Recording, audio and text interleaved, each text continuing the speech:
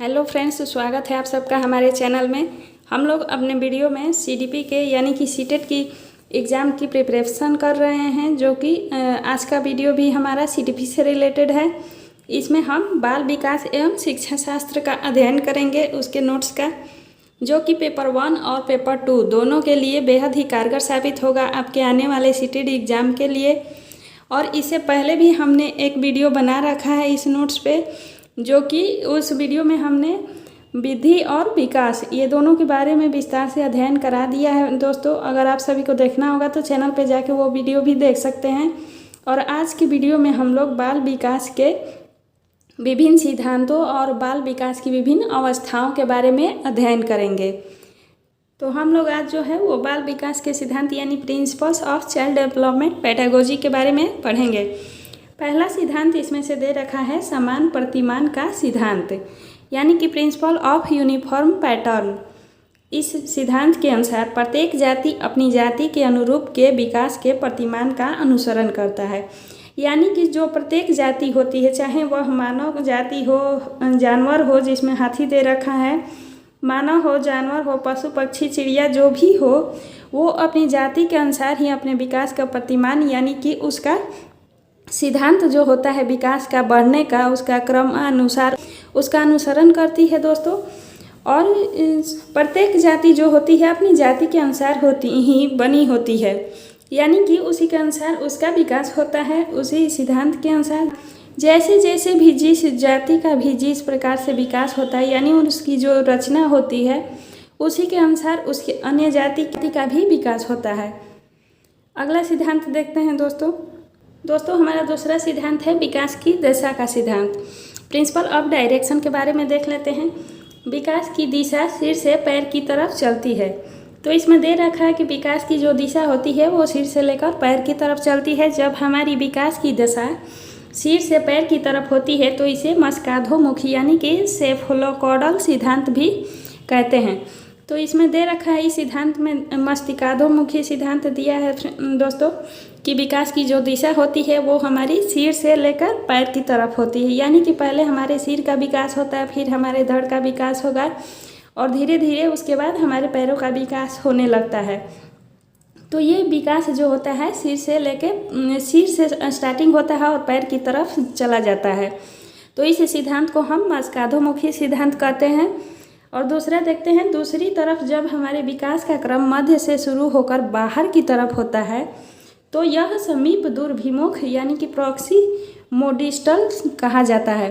तो यानी हमारे जो विकास होता है वो मध्य से शुरू होकर बाहर की तरफ होता है, तो उस सिद्धांत को हम समीप दूरभिमुख सिद्धांत भी कहते हैं, यानी कि समीप दूरभिमुख कहते हैं। यानी कि हमारा इसमें पहले हमारा मध्य यानी कि पहले धड़ का विकास होता है, फिर धीरे धीरे हमारे हाथों का विकास होगा, पैरों का विकास होगा और उसके बाद पूरे शरीर का विकास ऐसे ही इसी क्रम में धीरे धीरे होने लगता है। यानी कि यह मध्य से शुरू होता है, यानी कि जो हमारा केंद्र होता है वो हमारे शरीर का जो धड़ होता है उससे होता है और उसके बाद धीरे धीरे एक एक करके अपना शरीर का अन्य भागों का भी विकास होता है इस सिद्धांत में। तो फ्रेंड्स, इन दोनों के बारे में आप सभी ज़रूर इसे याद रखिएगा। एग्ज़ाम में इसे क्वेश्चन ज़रूर आएंगे और हर बार आते हैं। अतः कह सकते हैं कि विकास जो होता है वो क्रमिक होता है। तो इस सिद्धांत के अनुसार हम देख लिए कि विकास जो होता है एक तो होता है सिर से लेकर पैर की तरफ और दूसरा जो होता है वो मध्य से शुरू होता है और बाहर की तरफ होता है। तो इस सिद्धांत के अनुसार हम जान लिए कि हमारा जो विकास होता है वो क्रमिक होता है, यानी कि क्रम बाय क्रम हमारा विकास होते रहता है। अगला सिद्धांत देखते हैं दोस्तों। हमारा जो अगला सिद्धांत है वह है निरंतरता का सिद्धांत, यानी प्रिंसिपल ऑफ कंटिन्यूटी। कंटिन्यूटी में दे रखा है कि विकास कभी न रुकने वाली प्रक्रिया है। तो इसमें दे रखा है कि विकास जो है हमारा वो कभी रुकने वाली प्रक्रिया नहीं है, यह जीवन पर्यंत चलती है। यह विकास जो है जीवन पर्यंत चलती है, केवल इसकी मंद और तेज होती है। इसकी गति जो होती है वो मंद और तेज होती है। दोस्तों, हमने इस सिद्धांत में देख लिया कि हमारा विकास जो होता है वो निरंतर होते रहता है, यह कभी रुकता नहीं है कि किसी एक स्टेज पर जाकर विकास हमारा रुक गया। यह जीवन पर्यंत यानी कि जब तक हमारा जीवन है, जब तक हम जीते रहते हैं, विकास हमारा होते रहता है। चाहे वह शारीरिक रूप से हो जाता है, परंतु हमारे मस्तिष्क का विकास होता है। जीवन में हर पल हम लोग कुछ न कुछ सीखते ही रहते हैं। जब तक बूढ़े भी हो जाते हैं तो भी कुछ न कुछ सीखने को ही मिलता है, तो वो भी एक प्रकार का विकास ही है। चाहे वह हमारा शारीरिक, नैतिक, चारित्रिक जिस प्रकार का भी विकास हो, वो हमेशा होते रहता है, तो उसे ही हम विकास का निरंतरता का सिद्धांत कहते हैं। हाँ, ये बात है कि इसकी गति जो होती है वो कभी मंद होती है और कभी तेज होती है। तो यह सिद्धांत है सामान्य से विशिष्ट क्रियाओं का सिद्धांत, principle of general to specific response. तो इस सिद्धांत के अनुसार हमारा विकास सदैव सामान्य से विशिष्ट क्रियाओं की ओर चलता है, न कि विशिष्ट से सामान्य क्रियाओं की ओर। उदाहरण के रूप में देखते हैं उठना, बैठना, चलना और दौड़ना। पहले सामान्य विकास होता है, सामान्य क्रियाओं के द्वारा हमारा विकास सामान्य से विशिष्ट की ओर होता है। यानी कि पहले हम धीरे धीरे उठना शुरू करते हैं। बच्चा जो होता है हमेशा सोया रहता है, जब देखते हैं आप जन्म लेता है, फिर धीरे धीरे घुटने के बाद चलना और बैठना सीखता है। बैठने के बाद वह चलना सीख लेता है धीरे धीरे अपने पैरों पर खड़ा होकर, और फिर वह दौड़ना शुरू कर देता है। ये नहीं कि जन्म लेते ही बच्चा दौड़ना शुरू कर देगा। तो यही इस सिद्धांत के द्वारा कहा गया है कि विकास जो है वो सामान्य से विशिष्ट क्रियाओं की ओर चलता है, न कि विशिष्ट से सामान्य क्रियाओं की ओर। हमारा 5वां सिद्धांत है दोस्तों पूर्वानुमान का सिद्धांत। तो इस सिद्धांत में कहा गया है कि विकास पूर्वानुमान होता है, क्योंकि हम पहले ही अनुमान लगा सकते हैं कि विकास किस दिशा में ज़्यादा होगा। तो इस सिद्धांत के द्वारा यह कहा गया है कि हम अपने विकास का पूर्व अनुमान, यानी कि अनुमान पहले कर सकते हैं कि हमारा विकास किस तरफ से किस दिशा में जा रहा है या फिर हो रहा है। यानी कि हम किसी बच्चे को देखकर उसका अनुमान तो अंदाज़ा तो लगा ही सकते हैं कि बच्चे का विकास कितना और किस दिशा में हो रहा है। यानी कि वह पढ़ने लिखने या फिर दौड़ने, खेलने कूदने किस क्षेत्र में उसका विकास हो रहा है, या फिर वह गाने का शौकीन है तो उसे देखकर हम अंदाज़ा लगा लेते हैं दोस्तों, और जान जाते हैं कि विकास जो है, बच्चे का विकास किस क्षेत्र में हो रहा है, किस दिशा में जा रहा है। तो इसी सिद्धांत के अनुसार यह कहा गया है कि विकास पूर्वानुमान होता है, यानी कि हम इसका पहले अनुमान कर सकते हैं। अगला सिद्धांत है एकीकरण का सिद्धांत। तो एकीकरण के सिद्धांत में दे रखा है कि बच्चों में एकीकरण का गुण पाया जाता है। यानी कि जब हम किसी एक काम को करने के लिए अपने हाथ पैरों को एक साथ मिलाकर काम करते हैं तो वह एकीकरण कहलाता है। तो इस सिद्धांत में कहा गया है कि बच्चों में एकीकरण का गुण पाया जाता है।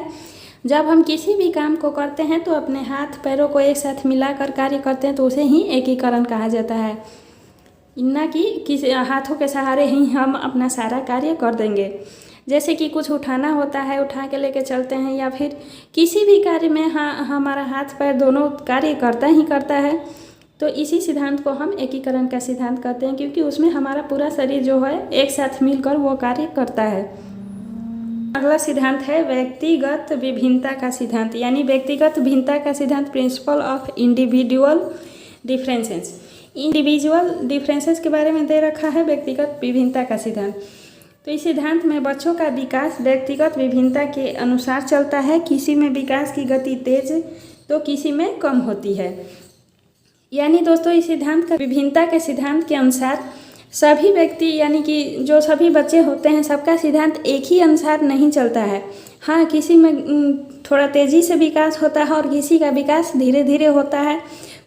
हमारा अगला सिद्धांत है वर्तुलाकार बनाम रेखीय प्रगति का सिद्धांत। तो वर्तुलाकार बनाम रेखीय प्रगति के सिद्धांत के अनुसार विकास कभी भी रेखीय नहीं होता है, मतलब वह कभी भी सीधी रेखा में नहीं चलता है। कभी उसकी गति धीमी तो कभी उसकी तेज होती है। तो विकास के वर्तुलाकार बनाम रेखीय सिद्धांत का कहना है कि जो मानव का विकास होता है वह वर्तुल का मतलब है कि वह एक कभी भी सीधी रेखा में नहीं चलता है। यानी कि किसी भी मानव का विकास जो होता है कभी भी सीधी रेखा में नहीं चलता है। उसकी विकास की गति जो होती है कभी धीमी होती है तो कभी तेज होती है। हर मनुष्य का ये ज़रूरी नहीं कि विकास की गति तेज़ी से ही बढ़ी जाए, धीरे धीरे उसका विकास का क्रम बढ़ता रहता है। कभी किसी धीमा होगा तो कभी तेज होगा, कभी धीमा होगा। तो इसी सिद्धांत के अनुसार यह सिद्धांत कार्य करता है, यानी कि विकास की गति धीमी तेज होती रहती है और वह एक सीधी में नहीं होती, वर्तुलाकार होती है। अगला सिद्धांत देखते हैं दोस्तों, हमारा अगला सिद्धांत है अंतर संबंधित विकास का सिद्धांत। अंतर संबंधित विकास के सिद्धांत के अनुसार शारीरिक, बौद्धिक, संवेगात्मक, सामाजिक और अन्य प्रकार के विकास अंतर संबंधित और परस्पर निर्भर होते हैं। यानी इस सिद्धांत का कहना है कि हमारा जो सिद्धांत होता है, जैसे कि शारीरिक सिद्धांत, बौद्धिक सिद्धांत, संवेगात्मक सिद्धांत, हमारा सामाजिक सिद्धांत जो हम अपने समाज के द्वारा सीखते हैं, समाज में रहकर सीखते हैं, वो सभी जो है, ये सभी सिद्धांत जो हैं वो एक दूसरे से जुड़े होते हैं, एक दूसरे पर निर्भर होते हैं। इसलिए इन्हें अंतर संबंधित कहा गया है और परस्पर निर्भर भी कहा गया है, क्योंकि ये जो हमारे सिद्धांत है, शारीरिक, बौद्धिक, संवेगात्मक, सामाजिक, नैतिक, चारित्रिक, जो भी सिद्धांत होते हैं, विकास होते हैं, हमारे एक दूसरे से जुड़े होते हैं, एक दूसरे से अलग नहीं होते हैं। तो आई होप दोस्तों ये विकास के सिद्धांत हमने देख लिया, 9 सिद्धांत के बारे में। उम्मीद है आप सभी को विकास का जो सिद्धांत हमने ये सभी 9 सिद्धांत बता दिया दोस्तों। उम्मीद है आप सभी को ये सिद्धांत समझ में आए होंगे। हमारे द्वारा पढ़ाए हुए ये सिद्धांत सभी समझ में आ गए होंगे आप सभी को। और आगे अब हम देखते हैं बाल विकास की अवस्थाएं, यानी कि स्टेज ऑफ चाइल्ड डेवलपमेंट। बाल विकास की कौन सी अवस्था होती है उसके बारे में भी ज़रा जान लेते हैं। तो पहली जो अवस्था होती है बालक के विकास की, वह प्रसव पूर्व अवस्था होती है। यह जो अवस्था होती है 9 महीने या 280 दिन की होती है। यानी कि हमारे जन्म से पूर्व की जो अवस्था होती है वह उसे प्रसव पूर्व अवस्था कहते हैं, और वह अवस्था 9 महीने की होती है और दिन में गिनती किया जाए तो 280 दिन की होती है।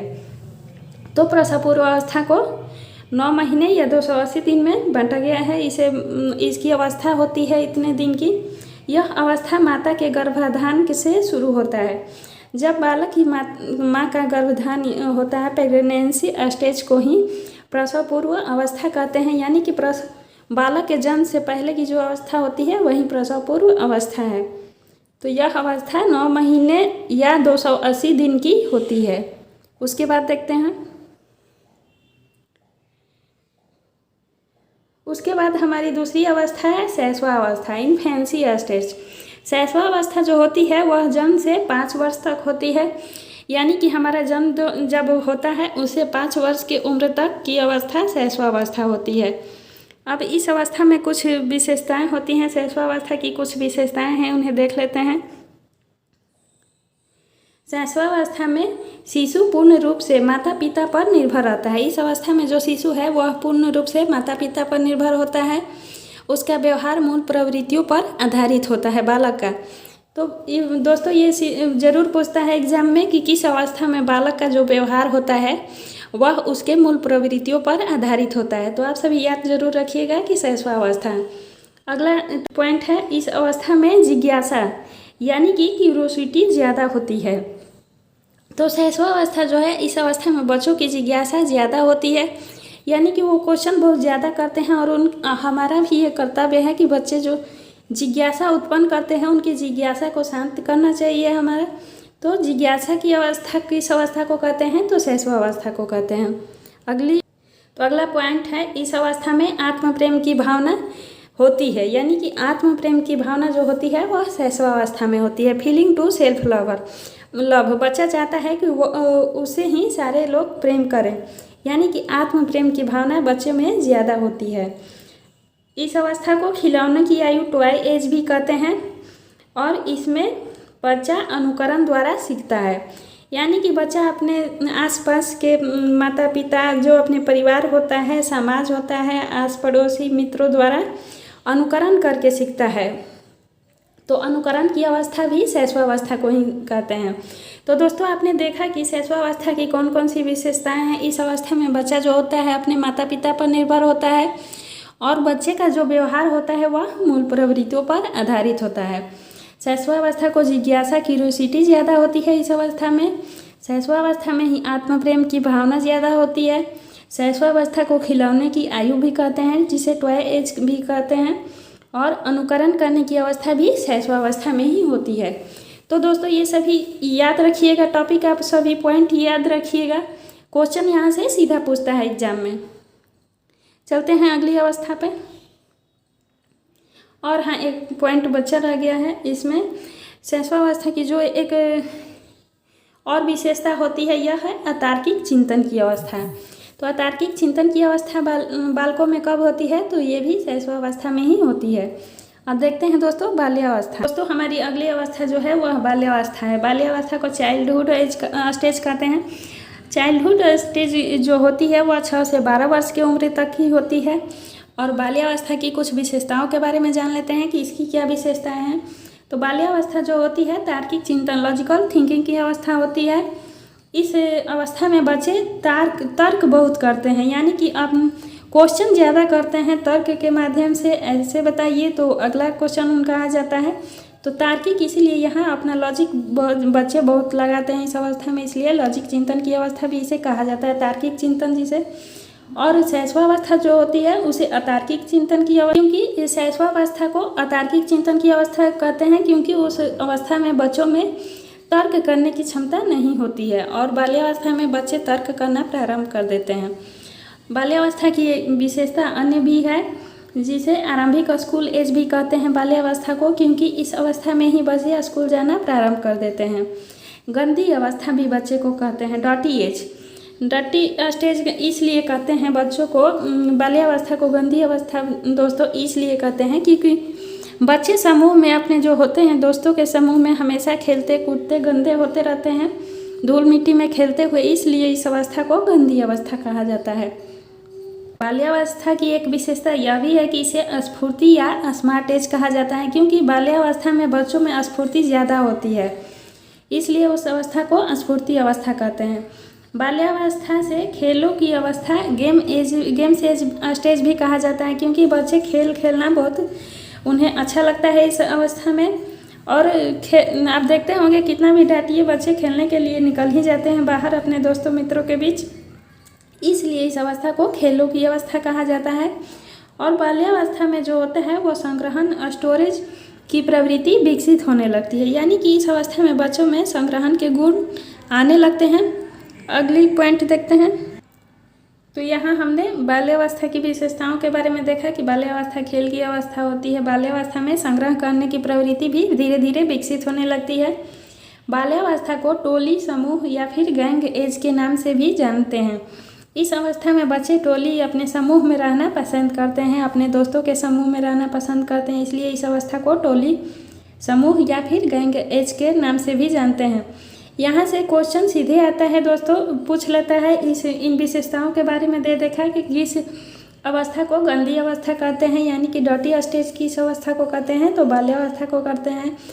क्वेश्चन ये भी आ सकता है कि किस अवस्था में बच्चों में स्फूर्ति की अवस्था होती है, यानी कि बच्चे स्फूर्ति में होते हैं, तो बाल्यावस्था है। खेल की अवस्था भी बाल्यावस्था के अंतर्गत ही आता है। लास्ट पॉइंट है कि इसे जीवन का अनोखा काल भी कहा जाता है। बाल्यावस्था जो है उसे जीवन का अनोखा यूनिक पीरियड भी कहते हैं इस अवस्था को। तो दोस्तों ये भी अवस्था आप सभी को आई होप समझ में आ गई होगी। बाल्यावस्था की सारी विशेषताएं मैंने बता दिया। अब देखते हैं किशोरावस्था के बारे में।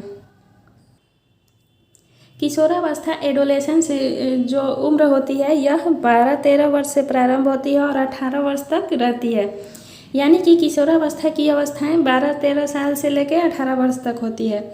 किशोरावस्था की भी कुछ विशेषताएं होती है, देख रहे हैं फ्रेंड्स, पिक्चर के माध्यम से भी किशोरावस्था को दर्शाया गया है। यहाँ आपने किशोरावस्था के बारे पिक्चर्स में देख लिया, बच्चे बड़े होते हैं। किशोरावस्था जो होती है जीवन का सबसे कठिन काल कहा जाता है इस अवस्था को।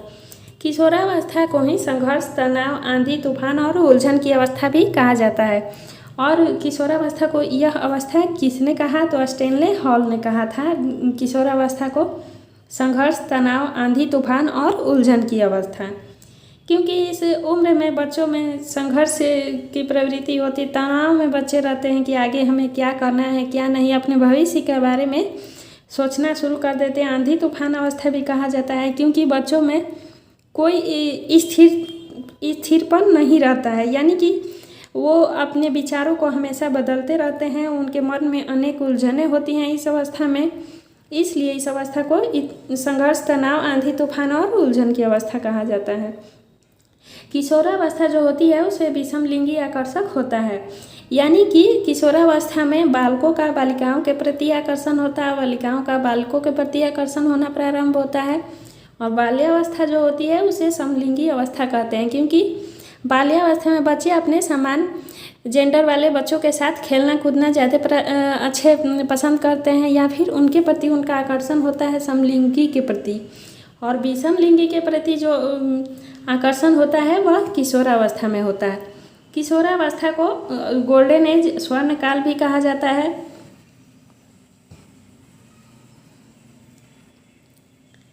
किशोरावस्था को ही हम स्वर्णकाल कहते हैं। और किशोरावस्था में वीर पूजा, हीरो वर्शिप की भावना होती है, यानी कि बच्चे हीरो वर्शिप की बच्चों में भावना जो होती है वो किशोरावस्था में ही होती है।